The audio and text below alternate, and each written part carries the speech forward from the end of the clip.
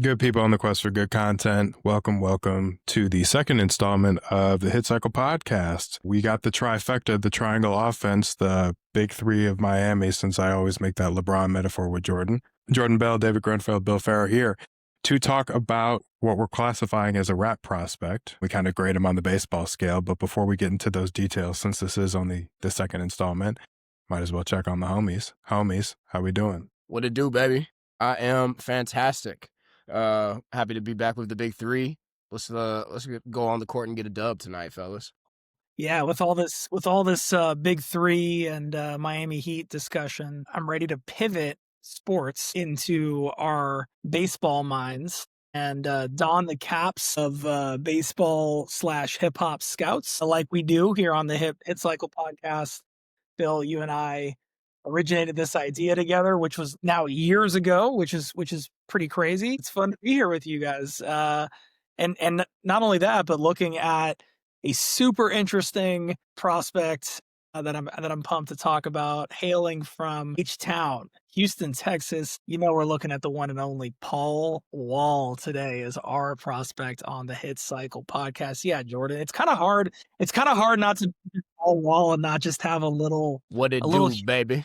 It's the Iceman, Paul Wall. His chain is looking, or his mouth, I should say, is looking something like a disco ball. We'll get to all that. We're going to talk about grills. We're going to talk about the song. We're going to talk about the cultural movement. And like always, we're going to break Paul Wall down as if he were a baseball prospect, which means we're going to look at him on the 20 to 80 scale, 20 being major league, really quality, 80 being generational, 50 being average. So each of those skills is going to have one of those grades. At the end, we're going to give a little major league player comparison. We're going to talk maybe classics. It's going to be a great time. Bill, Jordan, anything that I am missing before we dive in to our Hit Cycle episode of Paul Wall? Like David said, 20 is dog shit, 50 is average. Anything above 50 is considered pretty dang good. 80 is generational. We try to avoid 5 grades like 35, 45, 55 does exist on the scale. But just as you get acclimated to this little segment we're doing, we want to make sure you're speaking the same language. So we're not ranking out of 100. We're not ranking out of 0, 20, 30, 40, 50, 55, 60, 70, and 80. But with that, we should just hop in. So, boys, where do you want to start? LeBron, why don't you start us off with whatever tool makes sense for you, and then we'll kick the discussion off. Okay. How about we jump right into lyricism? At least that's what I have at the top of my grading sheet. Sounds excellent. Take us away, big dog. All right. Well, I'll get us kicked off. So for Paul Wall, I went with a grade of 60 in lyricism. You know, to me, Paul Wall is a super clever lyricist. David and I talked about it with 2 Chainz. Like, he's funny in the sense that he has lyrics that kind of make you chuckle. He's kind of witty with it. So I enjoy Paul Wall's lyricism. To me, it's a 60, partially just because like he doesn't have like a wide range of what he raps about. He doesn't vary too often from kind of his normal topics, hustling, you know, being down in Houston, Texas, slab, as he likes to say. So I didn't give him a great score, but as Bill said, anything above a 50, 55 is a good score. So I think he's a good lyricist. But if we're talking on the grand scale of some of these other rappers, I wouldn't put him at a 60 or at an 80. So I gave him a 60 in lyricism. So as we continue to get everybody built up to speed on the language and the fluency, that qualifies as above average. Well said, Jordan. Any standout bars in particular from him that highlight his? Yeah, one of my favorites, and I forgot to write down the song it comes off of, but he has a bar that says, "I'm high as a moon and I'm flyer than a mosquito, stacking my chips, I got a bank full of Doritos." That was one that made me chuckle today as I was hanging out at my apartment. So that's one of my favorite Paul Wall bars for sure. Slick. David, you back with us? What, you want to talk lyricism, Paul Wall? Jordan, I like it. 60 strong. And I think that was one of my takeaways from listening through is my memory of Paul Wall initially, lyricism or otherwise, was being a kid, right? And a lot of it was like school dances or bar mitzvahs or things where I was bouncing to the beat of the music and maybe sometimes, paying attention to what was being said, but not necessarily focused on that, the main thing. In listening through Paul Wall's discography, he's a really clever guy and he shares a lot, I think, of rap lyrical overlap with Kanye, actually. Not that they're similar rappers per se, but that they're both able to infuse humor and persona kind of into everything that they're talking about. We'll get into this when we talk about storytelling and we talk about maybe even flow a little bit. Paul Wall paints the picture. That's what he's about. He's about, I think in the past, I've described it as like environmental storytelling, where he's not really a narrative guy, but when he's painting the picture, he can be really lyrical. And what he's really great at, I think, too, sometimes is like these alliterative phrases that follow each other. He's really good at chopping it up. And I think an example of that kind of speaks to that. We'll talk about this in flow in a second, but his lyrics really fit in the pocket and sit inside the beat of whatever he's working in a way that's like very uniquely Paul Wall. Maybe my favorite verse of his and probably my favorite lyrical example of his. I'm sorry to say this so early in the episode because I'm sure we'll mention it a couple times, but it's his verse on Drive Slow with Kanye's song. The whole verse is incredible, but as a lyricist, you have like riding something candy coated, crawling like a caterpillar.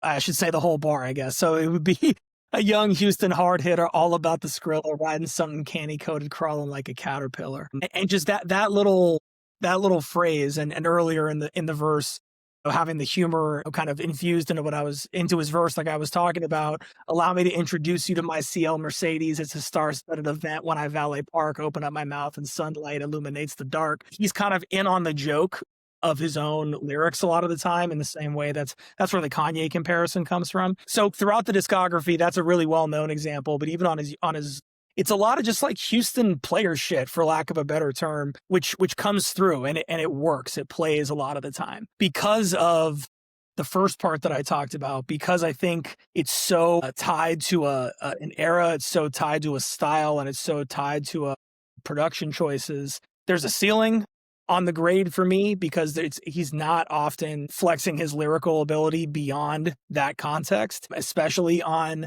I think, kind of like I would say from 2010 until maybe the last like 2 or 3 years, probably, there's a pretty big gap of what feels like pretty bland lyrical efforts from him that are trying to recapture the same lightning in a bottle from the early 2000s, but the era's kind of passed it by, and it shows that in the lyrics. So all this to say, I landed right on a 50 as a lyricist. I think there's a lot of really fun, clever moments. He's a super fun, interesting guy. But the things that kind of hold him back prevent me from going anything beyond just average. So for me, it's a 50 on lyricism for Paul Wall. Well said. I also gave him a 50. So I guess in the lexicon of hip hop history, kind of like your average lyricist to me, which is not a bad thing. I think his biggest strength is how deliberate he is and how that makes room for some of the other tools to shine, particularly his flow, southern drawl, swag, easy pace. I think those are like the real strengths. He allows himself to have enough space where you can more or less internalize all of the other aspects of what he brings to the table as an MC. I think his wordplay is very simple, which makes the room for that, what I was talking about a little bit earlier, but it works because he sounds like he looks, which is not necessarily always the case when we're just listening to artists. He sounds big, bold, deliberate, and authentic and welcoming, just kind of talking about his player shit. So I think it just really works. It's like a kind of a natural and authentic awareness of his place in the space. And his lyrics more or less reflect that. Big, bold, simple, digestible, witty and funny, but not overly to the point where you're doing kind of 10-minute dissertations like you might for a Mighty Mos Def or somebody like that. Here's what I mean by simple lyricism. I turn the music up, then I rock it like I was Roger Clemens, just to keep the baseball motif. Heads all nod like bobblehead dolls, fresher than a bowl of fruit. And David said one of my favorite 2 bars in history, young Houston hard hitter, all about the Skrilla riding something candy-coated, crawling like a caterpillar, because I do think that verse is going to get done for You Can't Rap Better Than, just spoiler alert, that's going to be done by me at some point, maybe Dave, I don't know. But I do think he has the ability to rap perfectly, but that's for a different tool. I just think, again, big, bold, authentic, in your face, but his lyricism allowed so many other aspects of his game, for lack of a better term, to shine. And you can go a long way with being a average or below average lyricist, which again, I don't think he's below average, but for me, it's a 50 grade. Yeah, lyricism for me is one of the tougher ones because, and we've talked about it before, there's so many different ways to look at it. Again, like the cleverness to me makes him above average just because it just makes me laugh. It's funny to me. But then, like, I'm always kind of looking at that through the lens of like, all right, well, if Kendrick Lamar, who we haven't done, to me is an 80. Like if Kendrick Lamar is an 80, where does Paul Wall stand on that? On that scale, and it's hard to compare those two because they're two totally different rappers.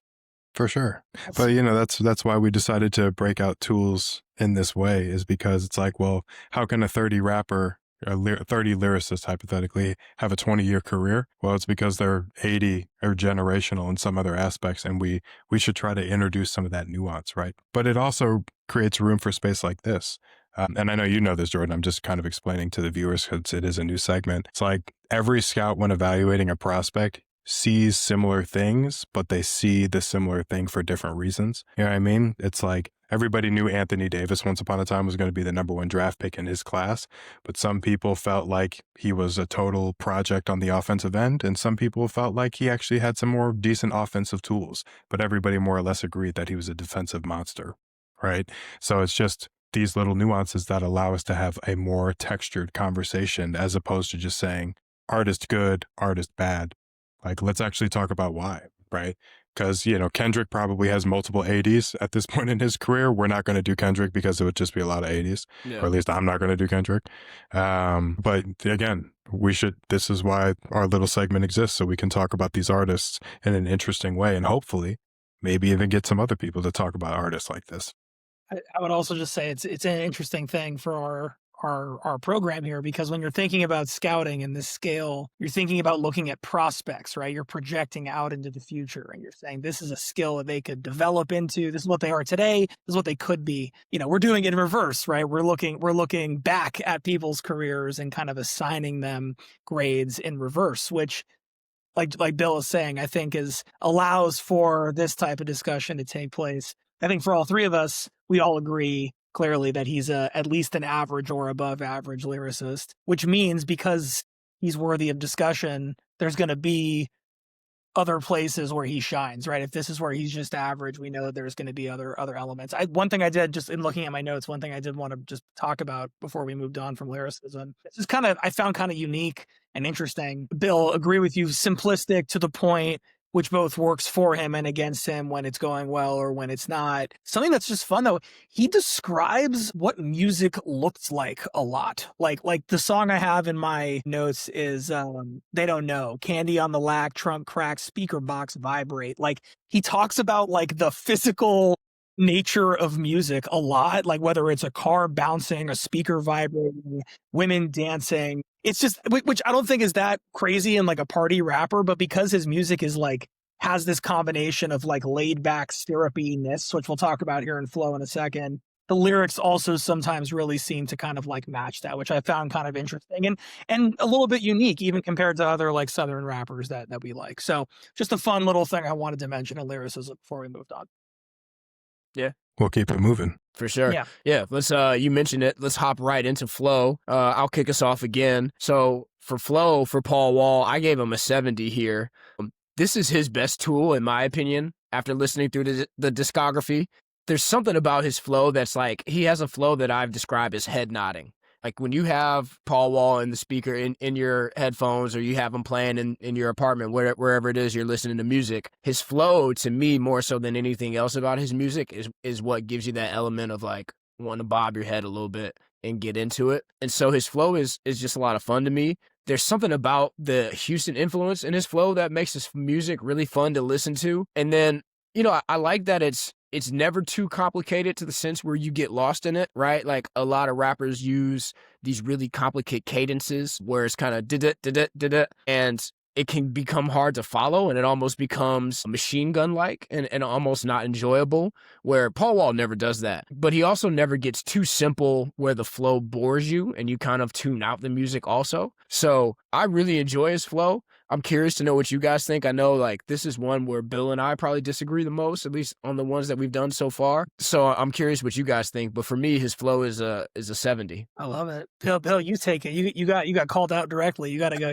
Not called out, but I know we think of just in conversations with Bill what we enjoy about flow are different. Yeah, no, I love it. It's a good thing. I'm curious too. Yeah. Yeah, I gave his flow 70. So we're actually the same. Here's why. I actually think even amongst Southern rappers, accent and his drawl and his voice, the curvature that he pronounces things and just approaches words with is actually so distinct. It kind of feels like carving wood, if you will, and you're like seeing those shavings across kind of curl into a spiral as he's going over the beat. It's like really smooth and almost elongated to the point where it actually overextends, like hyperextending like your hamstring or something like that. Not in a painful way, but just like there's real stretch to what he's saying when he's rapping. I think because of the nature of his word choice being short and distinct, it allows him to be really punchy and on time with just about everything that he raps with. The only thing in his flow, I think that I would say differently, Jordan, is sometimes his word choice is actually too syllabatic, or too many syllables is how I'm going to say that, because I don't know if syllabatic is a word, where it actually chops up his flow and actually takes you out of that natural space that he so eloquently and easily navigates a beat through. I do think there are times where he has like a perfect flow, Drive Slow, Why You Peeping Me, I'm Throwed, being 3 songs that stick out to me that I really, really like from his catalog. Mm-hmm. But I do think sometimes he chops himself up a little bit. But that distinction, like on the song And Then What flow, I think that elongation is just so natural, and you're kind of like settling into a hammock, just to keep throwing weird analogies at you all, because, you know, I hear music a little bit differently sometimes. So I give him a 70 on that. I think he's got a top tier flow. I don't think he's got like a generational flow that necessarily gets copied or emulated or mimicked, but I think he's so distinct. He's got his own space, especially when he approaches a beat. And that's why he's the Iceman. And that's why he can still tour and perform to this day, right? Because he's got something that's uniquely him. You're the only person on the planet that can compare rapping to carving wood and describe it the way you just described. I followed you. Every word that you said, it was really cool the way you said that. That was really interesting. Thank you. That was a Bill special, as Yeah. always. Coming with the amazing comparisons. Yeah, I won't add too much. 70 for me as well. I think for a lot of the reasons you guys said. The only thing I would add is he has maybe the best quality you can have in a flow, which is that he's instantly recognizable from his earliest projects all the way through to his kind of like mini renaissance almost that he's had in the last couple of years. You know right away when he's on a track who it is, for all the reasons that you guys just described. Punchy, but also syrupy and, you know, chopped and screwed in that like uniquely Houston way. We'll talk about this in influence in a minute, you know, in a little bit, but such a huge part of putting Houston on the map nationally as a rap powerhouse, right? Is like that flow, that type of Houston drawl that Paul Wall is so instrumental in creating. So Jordan, I agree with you. Like, I think it's probably his standout skill for sure, and the thing he's like most known for. And when you listen back through it, you understand why. It's really, really fun. Yeah, and I mentioned the alliterative stuff in lyricism, but that's part of that punchiness, Bill, that I think you talked about. He's able to hit it where it needs to be hit, but like all great, I think especially Southern rapper, feels like half the time that he's rapping, like the beat is doing half the talking for him in a good way, right? Like he really lets the production breathe for him, which we might go to production next. If we do, we'll talk about it more, but that's a big part of the flow being effective, is being able to understand the pocket, understand when to push, when to punch, and when to pull back. And he's just a total maestro at it. I go short of an 80 just because it's one style. And he, over the course of his career, hasn't fleshed out all the different flows that are out there for folks that I think probably gets you into 80 territory, but 70 is a very, very strong grade. So big shout out to the iconic Paul Wall flow, without a doubt. Amen to that. You alluded to it, brother. Why don't you kick us off with production? Right. Let's do it. Yeah. I mean, I think, you know, like lyricism and flow often go hand in hand. I think flow and production, to me, in my mind, are also often like pretty linked because of kind of what I was just saying. You know, the way that the prospect is going to interact with the music is a big part of how their flow is going to come through. We gave Paul Wall high grades on flow. He's a Southern rapper from Houston. There's a lot of interesting elements going on, especially in like the prime years, I would say, like the early 2000s. I'll start with the Grady. I gave him a 60 on production, which is above average. A lot of that is, I think, because of the innovation and newness of what he helped to kind of bring to the table from a Houston perspective, from the flow perspective, but also from the big, brassy, chopped up, screwed up Houston sound. Paul Wall is just right in the middle of that move. So he has to feature, I think, at least above average from that alone. Like a lot of guys who have been in the game for a long time and a lot of guys who have a more direct and simple rhyme scheme and lyrical kind of content, after the heyday, the production gets a little bit stale for me over the course of time, just because it feels like it's drawing on the successful stuff in a way that feels like it's trying to pull it back, as opposed to creating a new sound that's going to kind of adapt to his like unique flow. So that caps the production for me at a 60. But like a lot of like UGK, when I had a chance to listen through them a while back, really a musical listen through, more so than I was expecting. A lot of different instruments on display, even though there's also like a lot of DJ elements happening at the same time. So pleasantly surprised by that. But on the overall listen through after the heyday of Paul Wall, that this was a skill that felt to drag a bit for me. So even though it was a massive prime and a crazy kind of start to his career on the production side, I felt like the choice has kind of stagnated a bit. So I landed at a 60 on production. Yeah, for similar reasons, I went with a 55. I don't want to kind of repeat everything you just said, but yeah, there's a repetitiveness to the beat selection that for me just kind of wore on my ears a little bit. It just kind of felt like I was listening to a lot of the same stuff over and over again. Now, and I think this is the same for another category that we're going to get into. The best of the best is really, really good, like top tier. And so because of that, it's not a below average grade, because he has some really, really good beats, but then he has some beats that just feel really repetitive. So I went with the 55. Let's see. I'm going to go with a 60. Couple reasons. I just think he's pretty good or gifted at exploring some different instrumentation over the course of his catalog. Agree on all the limitations, quote unquote limitations, that you both articulated, so I won't harp on those too much. But some of his production, at least to me, sounds like a snake that's kind of like a sidewinder, right? Kind of like crawling across the stand. It's particularly like those sunset sandy ass guitars that usually get strummed that we associate with like Southern rap. Or when we talked about UGK once upon a time, David, he talked about like it's great driving music when the sun is setting. He has some of that just by nature of like the Houston roots. Thinking I'm like sipping the bar being one of them. Occasional organs or organ adjacent chords mixed with kind of like this woozy synth that sounds like sipping syrup right before you kind of pass out from sipping too much or going sideways. I'm thinking about like song, I will say it again, I'm Throwed, or big bumping high energy percussive elements that also have some like string elements to them, like On the Grind with Freeway. Or just, I mean, he's obviously super important to like Chopped and Screwed and popularizing that, as that production style really caught hold in the mid 2000s into some of the 2010s. And I'm thinking of the song Bang and Screw in particular around that kind of production style or landscape that allows for that chopped and screwed style to take hold. So really inventive, really imaginative production in many cases, but also there are some redundancies, which I think doesn't necessarily give you a new nook and cranny to explore as a listener, akin to like an MF Doom or some other artist that we covet for their instrumental inspiration and creativity.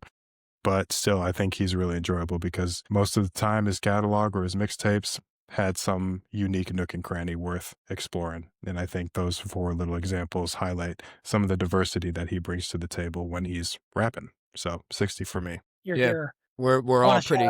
Go ahead. Yeah, Go ahead, Dave. we're aligned. I just wanted to shout out Internet Going Nuts as well on People's Champ as an example of like just that bounce that we've all mentioned that at some point in talking about his sound, that kind of like bouncy nature, incredible use of like synths. It's like a song that was really ahead of its time, I thought, from a production standpoint. Bill, well said. Jordan, well said. 60s across the board there for the People's Champ. Oh, I'm sorry, Jordan, you gave him a 55. 2 60s and a 55, but we're all pretty aligned there. Yeah. All right. Well, now for our main tools, we usually like to save influence for last because that's the most kind of all-encompassing one. So why don't we get into hooks? And Yeah. Oh yeah, Okay. go ahead, Jordan. No, I thought you were going to skip hooks. You're fine. Go ahead. Oh yeah, I was gonna say before we get into influence, let's hit hooks. And Bill, why don't you kick us off? Sure. I gave him a 50 on hooks.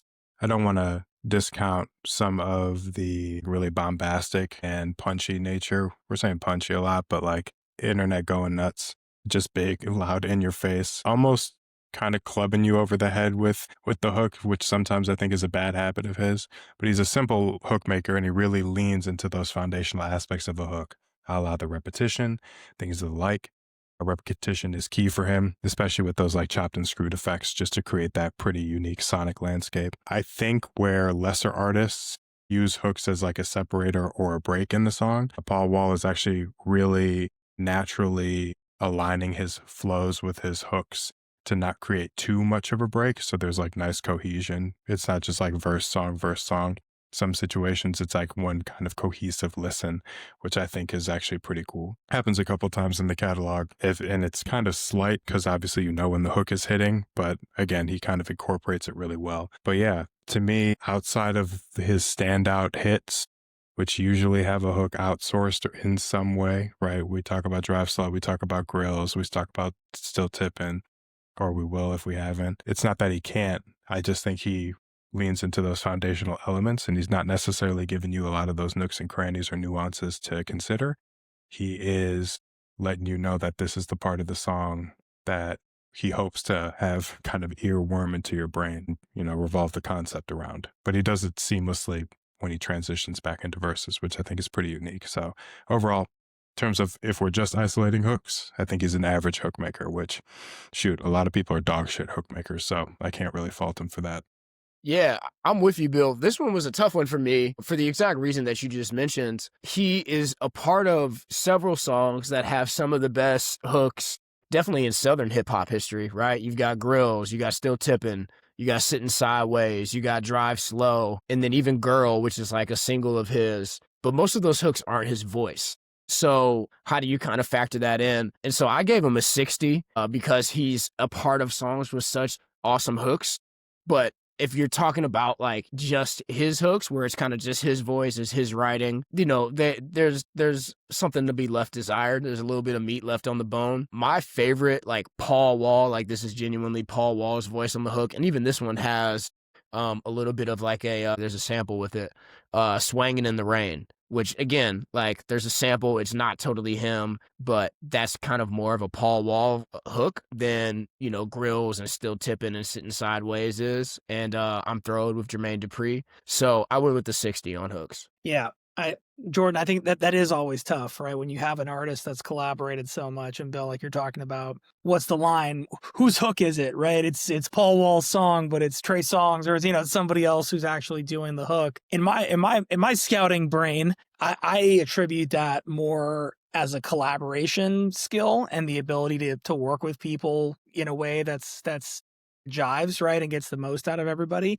The big note I had on hooks was chanceable. That's what I kept writing. There's a lot of chanceable hooks, I think, in his catalog that are great, I would imagine, for two things. I've never seen Paul Wall live, but I imagine a lot of his songs, hits and otherwise, are great in a live setting because people can kind of vibe along and chant to them. And then, Bill, I think you alluded to this with UGK, but also true of Paul Wall's music. The hooks don't disrupt the song, which means that you can keep vibing. Like as you're driving, hooks and verses almost blend together and songs almost blend together so that like his whole thing becomes like a cohesive experience, which I think sometimes, again, like we said with production and flow, when it gets stale, it feels like it drags. But when we're really in his pocket, it's awesome, and it's fun and it feels like it matches. So all that to say, I evened it right out at a 50 as well on hooks. It's not the thing that I'm coming to his music for, but he certainly gets it. And he's certainly able, Jordan, to your point, to work with people and get to effective hooks.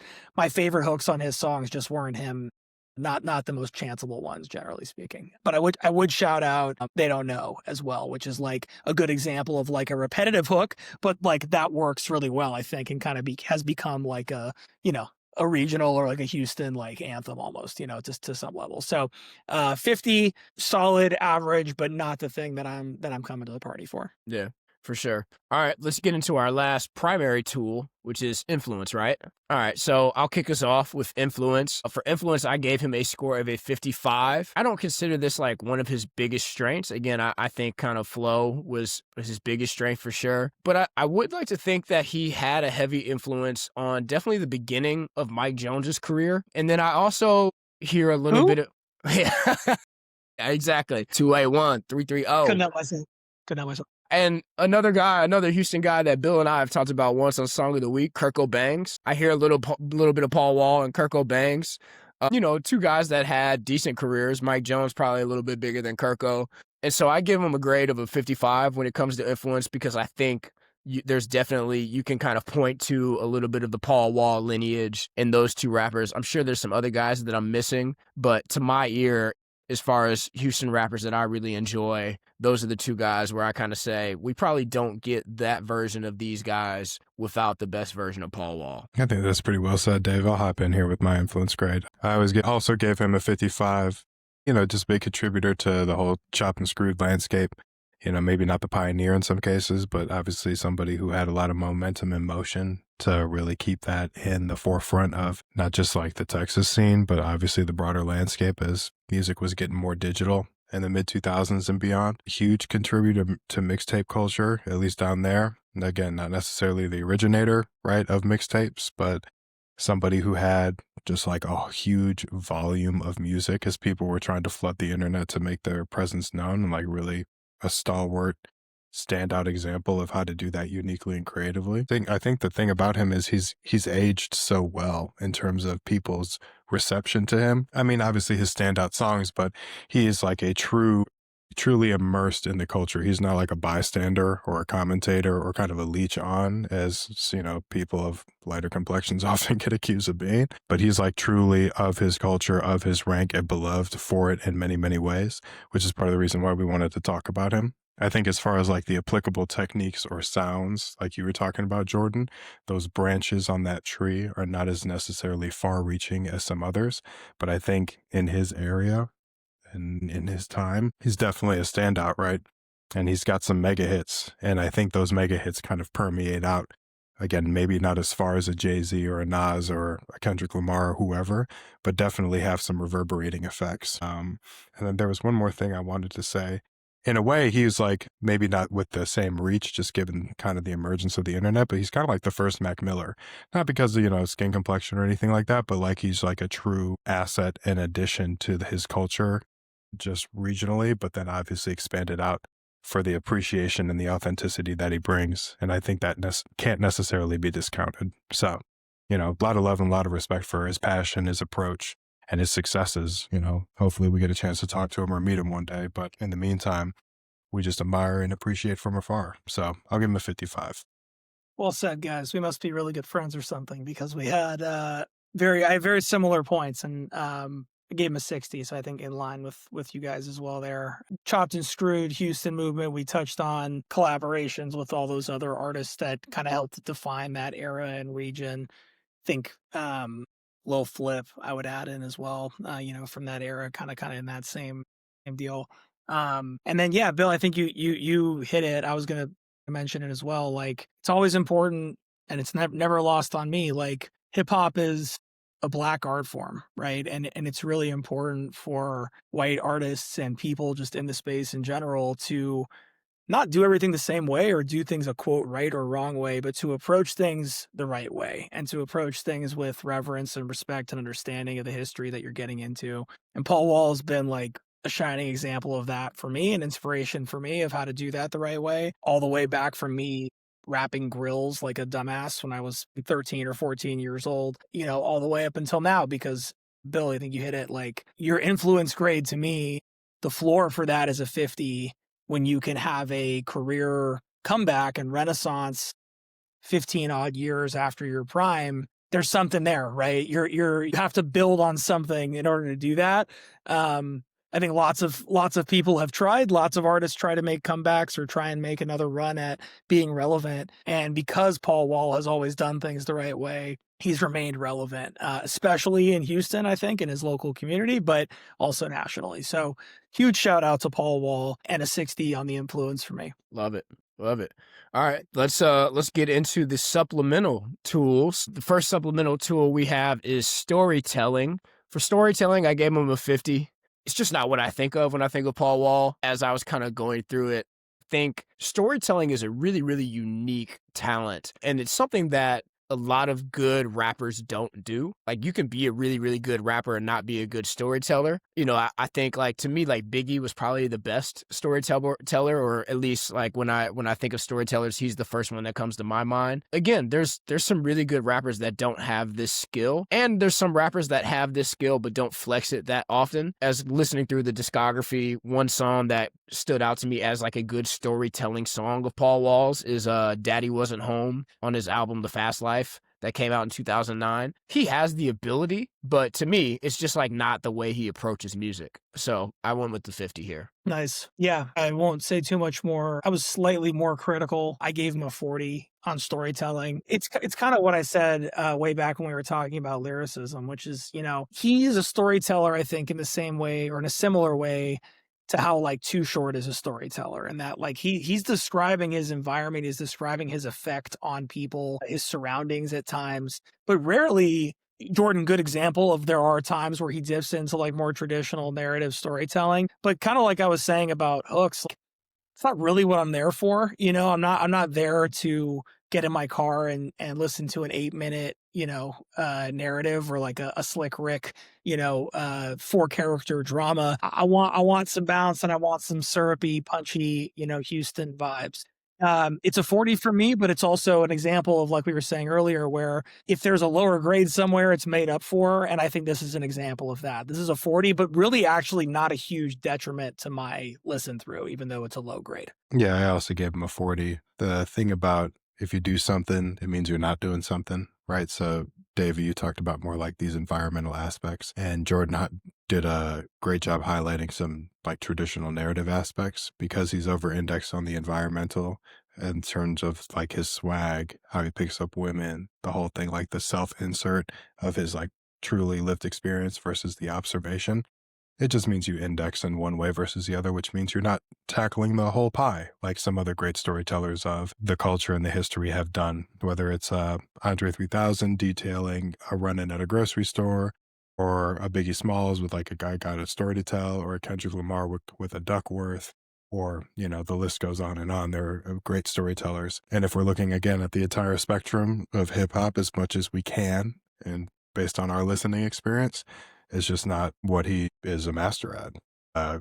You know, and if you're going to be a master among masters, you got to go above and beyond, at least on more than one occasion. So for me, he's a 40 storyteller.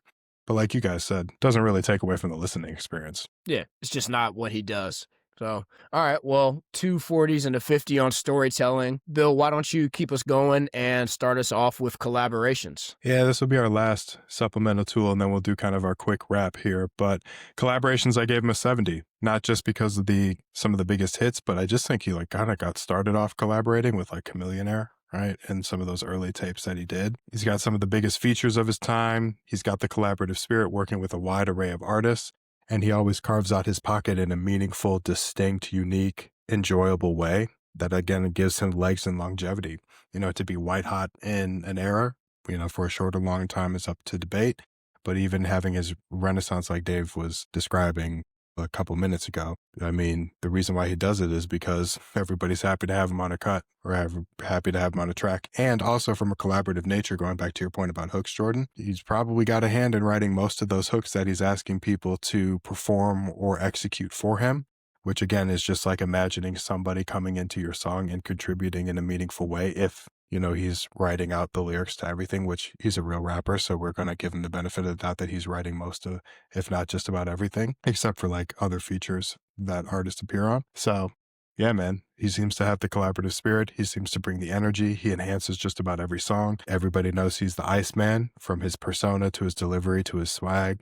So he's a 70 for me. I think he's like a top tier collaborator. And if he said, Bill, let's make a tape, or Bill, let's make a couple songs, yeah, obviously. Love it. I went with a 65. A lot of the same reasons. I docked him a little bit just because I feel like he he does so many collaborations that sometimes he gets a dud. He'll get one where you kind of like have to stop and look and go, who is this? And what did they just say on that verse? So I docked him just a hair for that because I think sometimes he gets a couple bad collaborations. But like you said, he's collaborated with some of the best artists of his generation, and like some of his biggest tracks are collaborations. So this is definitely one of his stronger tools. So I went with a 65. Yeah, you guys got it. 65 for me as well, for the reasons stated. I think that, thanks for shouting out Chameleonaire there, Jordan. Important, right? Really important part of his career in the early part of his discography, helping kind of put him on the map. That kind of like two-man game, like being able to tag team off of each other, I think is really like an important part of his game. Jordan, to your point, a lot of his biggest and best songs are collaborations.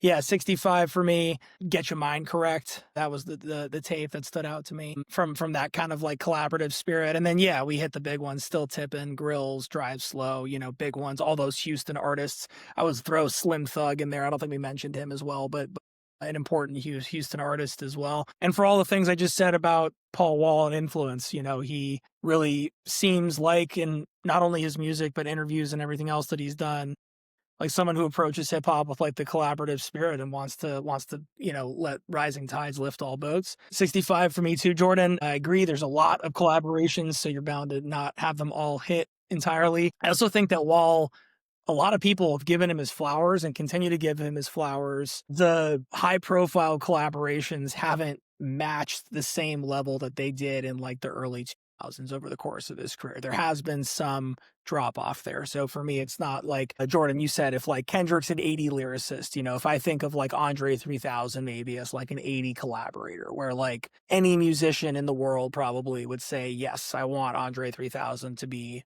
on my project or on my song. I hesitate at putting Paul Wall like up in that territory, but I think a 65 is very, very strong. And Jordan agreed, one of his strong suit tools for sure. Yeah. All right. Let's get into our final sprint with player comps, guys. I'll kick us off.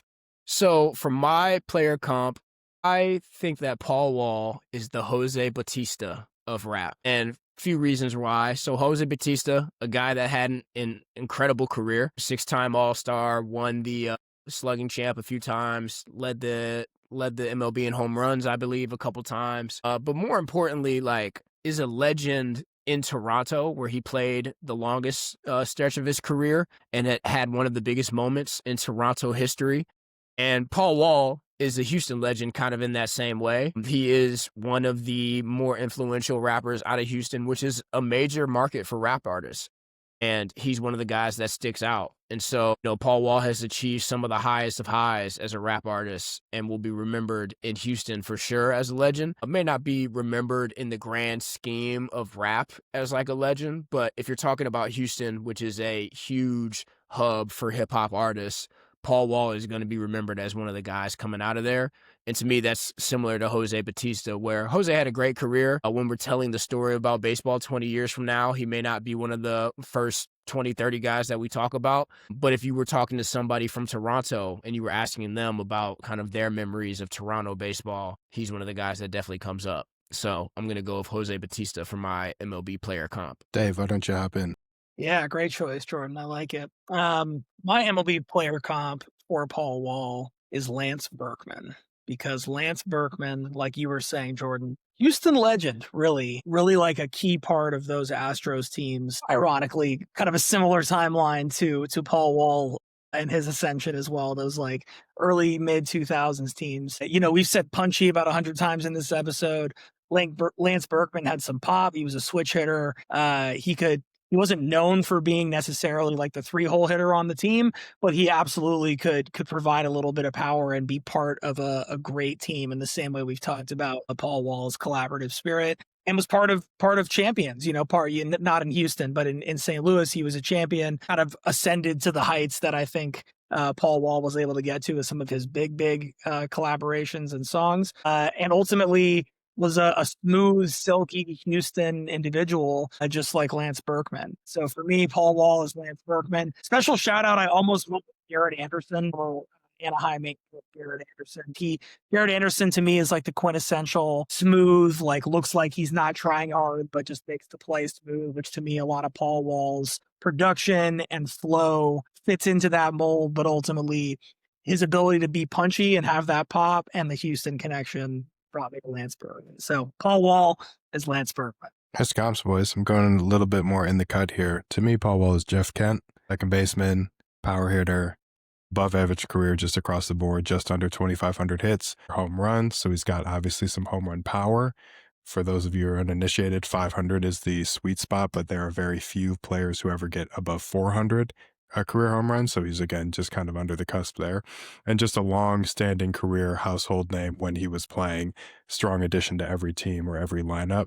And to me, the power that Jeff Kent had as a second baseman really aligns with kind of the swag and the bravado and the power and the instantaneous presence that Paul Wall had or has as he continues to mature in these kind of twilight years of his rap career and continues to reinvent himself in new and interesting ways. So to me, Paul Wall is Jeff Kent. So maybe not quite a Hall of Famer, but like a Hall of really, really good. Yeah, I think we all kind of went in that direction, right? Jose Batista, Lance Berkman, Jeff Kent. I think we all went with guys that like we feel like aren't Hall of Famers, but are all guys that deserve to be remembered. So good player comps. Anything else before we hop into classic albums? No, just ready to do these classics, quintessentials, essentials, and wrap it up. All right, so I'll kick us off for classic albums. I went with none this time. As much as I respect the discography of Paul Wall, I didn't feel like any of those albums deserved to be considered classic. I did, however, really enjoy The Tonight Show, The Great Wall, Once Upon a Grind, and Slab God. Those are all albums that I really enjoyed, but I wouldn't call them classic albums. David, I see you got your mic on. How about you go next? Yeah, agreed. None as well. Which, like we said with 2 Chainz, is certainly not a deal breaker, or doesn't take away from an incredible career to this point. I would say if any, the closest I came to was the People's Champ, just because I think that one has the most cultural significance, and that's where that to me, that's him in his like total prime right there. All the Houston cultural stuff as well, but yeah, nothing that I listened through to me was like qualified as what I would call a classic, but still a super fun listen through for sure. I'll go classics and then into songs just to keep the flow going. I gave him 0 classics. If he does have a classic, it's the People's Champ, just like in terms of the broad nature of what we consider a classic album to be. You might have some quote unquote like regional classic albums, depending on, none of us are from Houston, so maybe we just don't know. We're just not tapped in like that. No classic albums, a lot of standout tracks, a lot of standout individual collaborations, not individual collaborations, but ultimately just like no classics, and sometimes that just happens like that. That being said, speaking of songs, I'll go into my quintessential songs and then essential songs. We always try to highlight how we describe it as if an alien came down from Earth to Earth and said, yo, I've heard of this artist, Paul Wall. Give me a couple of songs that best encapsulate him and your favorites. That would be quintessentials for the encapsulation. Favorites would just be our personal favorites and standouts. So for my quintessentials, I have 3: Grills, Sitting Sideways, Still Tippin'. All of those are like highly collaborative songs, which, some of his most famous and standout songs, and some of the songs that had his era more or less in a chokehold. So I think that's a good encapsulation of him and his collaborative spirit. And then favorites, Drive Slow with Kanye West, Why You Peeping Me, I'm Throwed, and then On the Grind are going to be my 4 favorites from him. Yeah, I'll piggyback off of that. So quintessential cuts, there's going to be some overlap, obviously. I went with Drive Slow. I went with Girl. I went with Swangin' in the Rain, Grills, and Sitting Sideways. Again, a lot of collaboration, but I think that's one of the things Paul Wall did really well, especially early in his career. His kind of biggest hits featured a lot of different people. And then my personal favorite cuts, I went with Swangin' in the Rain, All Night, Playa Made, and Grills. I really enjoyed the listen through of his music. I don't know how you guys did it, but I actually started with the most recent stuff and worked my way back down because I hadn't heard a lot of the most recent stuff. It was enjoyable to go through his catalog, and it felt like it was interesting to see how his artistry developed over the years, even as recently as some of the stuff that I think he dropped this year. So yeah, those are going to be my quintessential and favorite cuts. I love it. Taking us home. A lot of overlap. Sitting Sideways, Still Tippin', quintessentials. Grills, quintessential. They Don't Know, and Girl. And then my favorites, Road, Break 'em Off, Grill, internet going nuts and swinging in the rain for me. And I think that brings us really just to our overall grade, right? So we've given grades for all of our skills. We've given lots of analysis here of Paul Wall. That's going to bring us to a final overall prospect grade on the 20 to 80 scale. And for me, with all things considered, I've got Paul Wall right at a 60 as an overall prospect, 6-0. So I'm curious, with everything considered, where you guys ended up with Paul Wall. Yeah, I landed right at the same number, 60. Again, really talented artist, really fun listen through, really enjoyed the entire discography top to bottom. There's obviously some songs in there that you don't like, with as much music as Paul Wall has, but a really solid artist and someone that I've enjoyed kind of since he's come onto the scene back in the late 90s, early 2000s. And yeah, shouts out to Paul Wall. I gave him a 60. 55 for me. Nothing really to say beyond what's been said over the course of the episode. Above average. It's a pretty good place to be considering how rich and impactful hip-hop history is. So, much love to Paul Wall, just generally speaking. If somebody said I would get to have that career, I'd go, thank you. It's pretty good. Yeah, Absolutely. Shout out Paul Wall. Appreciate you, brother. Shout out Paul Wall, the Iceman. All right, well, fellas, as always, this has been a ton of fun. For those of you that don't know us, this is Good People content. Check out all of the other stuff we have on the channel. It's a lot of fun. My name is Jordan. This is David and Bill. We are the Big Three. This has been the Hit Cycle podcast. Paul Wall, the Iceman.